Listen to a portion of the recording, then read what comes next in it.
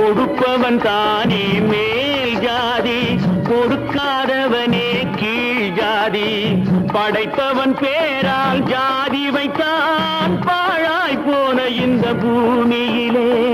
படைத்தவன் பேரால் ஜாதி வைத்தான் பாழாய் போன இந்த பூமியிலே. நடப்பது யாவும் இதுபடி என்றால் வேதனை எப்படி தீரும்? நடப்பது யாவும் விதிப்படி என்றால் வேதனை எப்படி தீரும்?